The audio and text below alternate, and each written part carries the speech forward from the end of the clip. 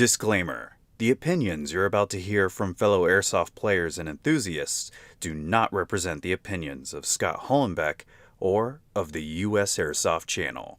We hate everything every company makes, and we think we're being funny by setting up everyone to fail. What are some admittingly unpopular opinions that you have that would probably get you into a lot of trouble if you told other airsofters? I'm talking about how airsoft shouldn't associate itself with the real firearms community, or how you would threaten legal action if someone made a cheater video at your field.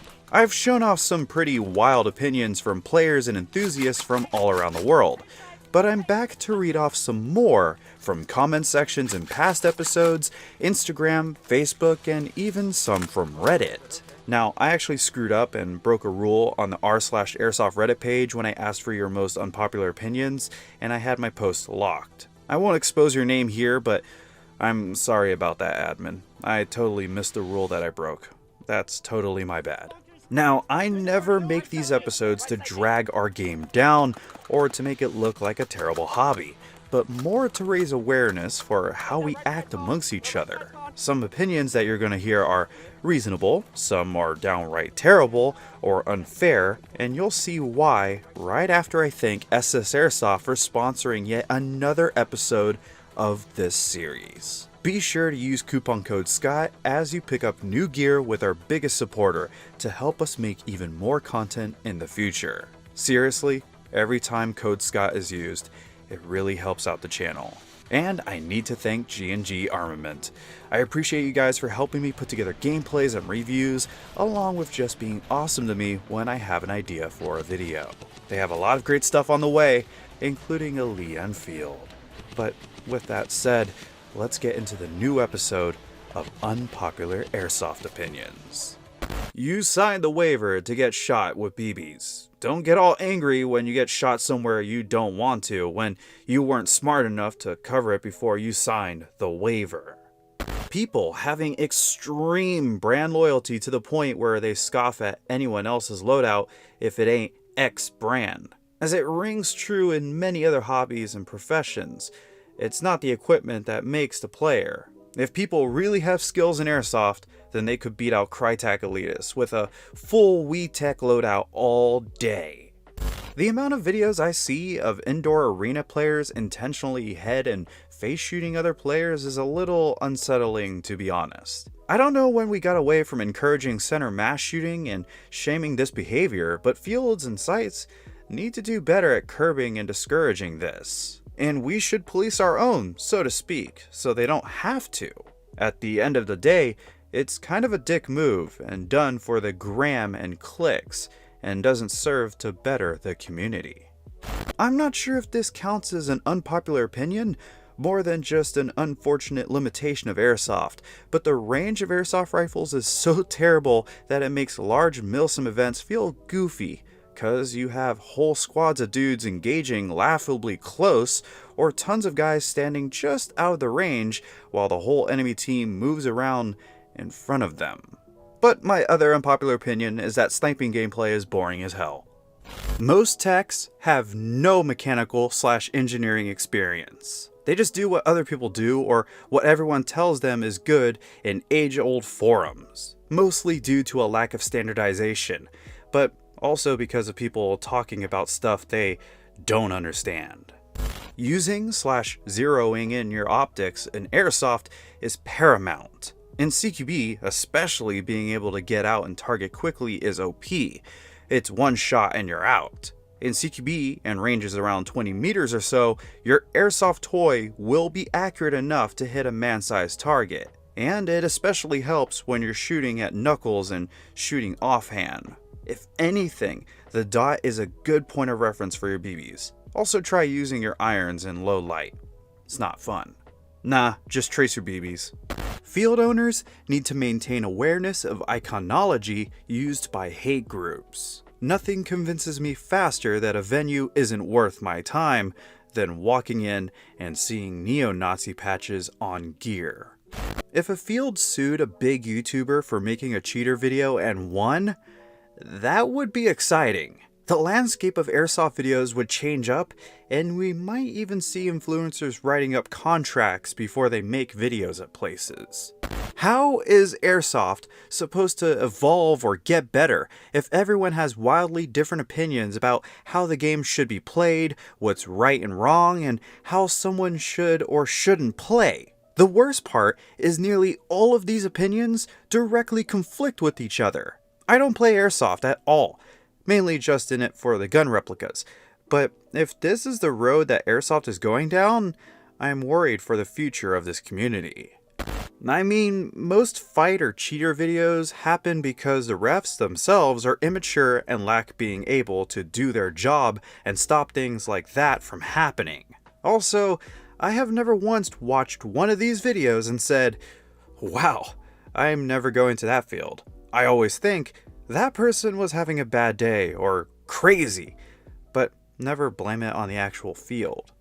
I saw someone say airsoft has the most divided communities. Honestly, I think it's because airsoft is made up of a dozen different communities, and it can be a dozen different things to different people.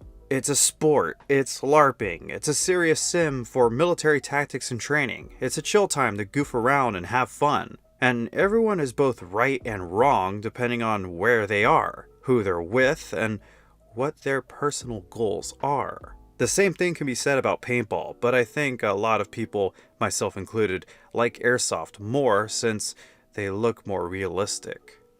I'm not a celebrity, but I'm aware that bigger YouTubers are not keeping newcomers from getting better. I watch experienced and new airsoft YouTubers alike, and I know I'm not the only one. And bigger creators stepping down from sponsorships isn't going to help the smaller ones either. There are plenty of these gear companies that can sponsor multiple content creators, but they're only going to sponsor creators who have the reach that they want. If you want sponsorships, then do something new and interesting to set your channel apart from the 1,000 others and earn it. The best upgrade you can make to your loadout is going to the gym and eating healthy. If you keep your body in good athletic shape so you're constantly ready to kick ass, you'll spank a lot of kids with better gear than you. Even if you don't know the first thing about room clearing or strategic coordination, being in shape goes a very long way. It's like in combat sports. It doesn't always matter if you know how to fight better than your opponent. If your opponent eats healthier and lifts weights more often, they can beat you anyway. It doesn't matter how much you know about fighting if you're not upgrading your body. Someone that doesn't know how to fight but is a physical monster can stomp you. Similarly, it doesn't matter how tricked out your gun is, and technique can't always save you. Upgrade your body first and foremost. Physicality matters a lot. Being strong and having better cardio are the most basic advantages you can have over the opponent. And guess what? Basics wins fights. Eat healthy, lift weights, and work your cardio. Be a monster if you can. Most arguments about brands are stupid because 90% of players fall into two categories. Too casual to care about the nitty-gritty of a gun, or serious enough that they'll just gut everything to replace it with aftermarket parts. If the externals are durable and look good, then why does it matter if the motors are mid, or if it doesn't have a Type 4 barrel? We as a community are not much better than Call of Duty fans. We hate everything every company makes, and we think we're being funny by setting up everyone to fail. If you really stop and look at ourselves, you'll see that we ruin everything for the sake of memes or because we think we could do it any better.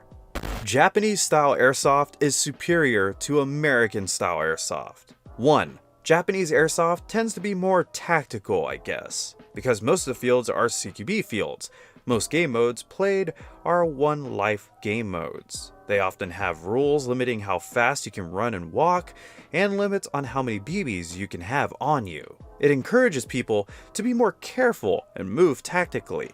People also tend to have more realistic setups, running stuff like ARs and Glocks. Just look at how popular T-Rex Arms is within Japanese airsoft. Number 2. Because Japanese people in general are polite. Japanese airsoft players are very polite as well. There's a reason you never see airsoft cheater compilations come out of Japan. And on top of that, Most fields only allow adults, so you don't have to deal with immature kids. The more people have access to firearms, the more violence involving firearms will occur. The closer the airsoft community ties itself with the real steel firearms companies, the higher the chance airsoft will be targeted by anti-gun legislation, and we have neither the money or armies of lobbyists needed to buy as many government officials as the NRA has to protect ourselves. Expecting the firearms oligarchy to protect us is naive. Distancing ourselves from them and branding ourselves like paintball might be our best bet in the long run. Airsoft grenades are really OP. I mean, it clears an entire room around 10 meters and you don't expose yourself. For me, it's worse than blind firing. And they are a little expensive, so people who can't afford it have a big disadvantage. I don't understand why I'm the only one thinking about that. As more of a MilSim player, I'd rather play against a really good Speedsoft team that is honest than some Crybaby MilSim guys with fupas. Krytac isn't as proprietary as people think, and not that big of a pain to work on if you know what you're doing. Paintball and airsoft are more similar than people think. If you want to get good at airsoft, then don't practice room clearing or tactical movement, practice snap shooting and sliding. Practice paintball strategies and you will be the best player at your field. Time and time again, I see my paintball friends destroy seasoned airsoft players with rentals because they play like this. Cheating is only a problem because it's encouraged by the largest creators in the airsoft space. I disagree. The main cause for cheating is poor marshalling. And I say that as an ex-marshal. If the site doesn't heavily crack down on it, it'll become endemic. Bolt actions are in every way inferior to a DMR. A good bolt action will cost far more than, say, an SR-25 with a bucking, barrel, and a nozzle swap, which will perform way better than most snipers, excluding maybe the SRS. Fun over performance. I would like to preference this with the fact that I love playing on the speed field, and do so frequently. I have nothing against Speedsoft as a format within Airsoft, but Speedsoft culture has this stinky aura of pretentiousness and exclusion, especially amongst competitive teams. Those guys can be really mean-spirited. Bro, pro bowlers are mean-spirited. I've personally seen MilSimers sucker punch each other because they didn't like the other guy's kits. The sport attracts a lot of man-children, but CQB/speed is generally less toxic in my opinion. I think Airsoft should be more disconnected from real guns. I live in an area where very close is crime and violence, and that makes gun laws so strict to the point that there are 3 airsoft places in my state, and that's pretty sad. People try to impress their playstyles onto others too often during casual play. If you enjoy playing a certain way, then do it, but don't expect others to play as you do.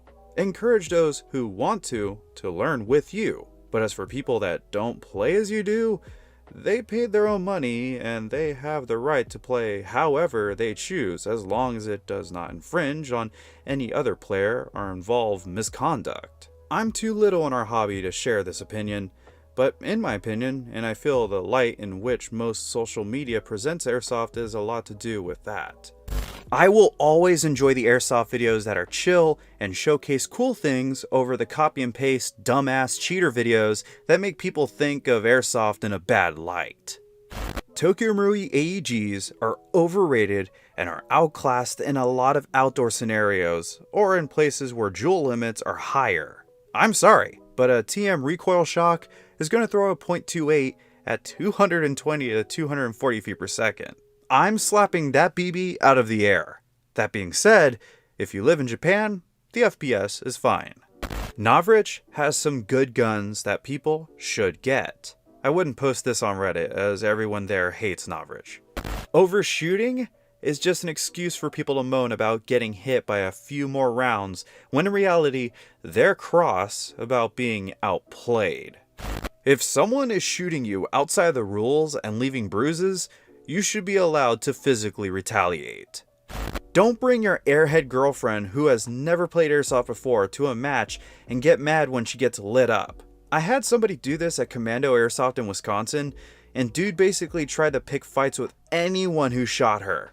On a brighter note, the mag dump was worth it, even though some sweaty, wall-punching white boy got butthurt. In my opinion, a well-regulated militia is necessary for the security of a free state, and the people's right to keep and bear arms shall not be infringed upon. I'm not quite sure why this opinion was submitted, but okay.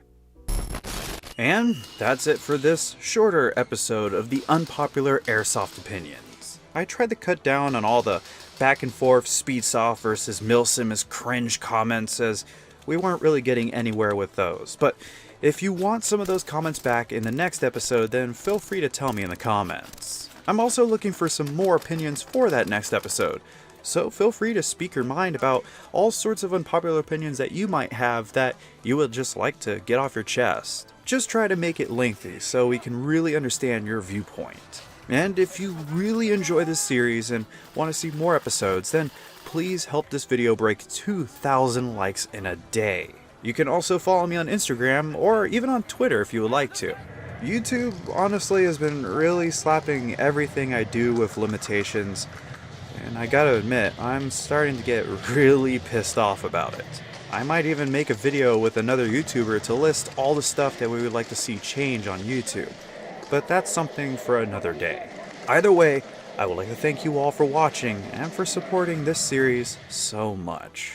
But until that next video drops from the city of Dallas, Texas, this has been Scott Hollenbeck, and I will be sure to see you all next time.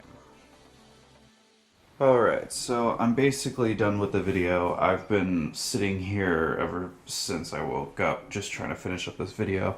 I've been down in the dumps lately since all the YouTube demonetizations, but we always bounce back.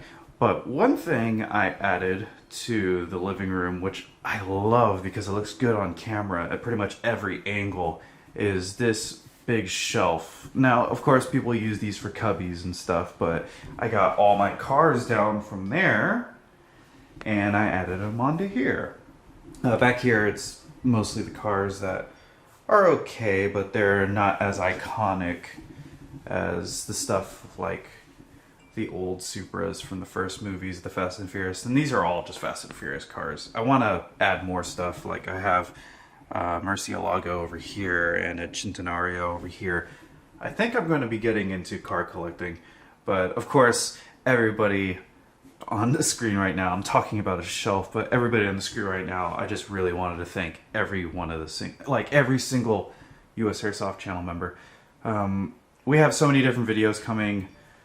We have the tour coming in November. It's only a couple weeks out. We're going to be in Japan for 2 weeks. It's going to be insane. A lot of stuff is going to be changing in the next few weeks and a few months. But it's all going to be pretty great stuff. I've been taking so many trips this past couple months.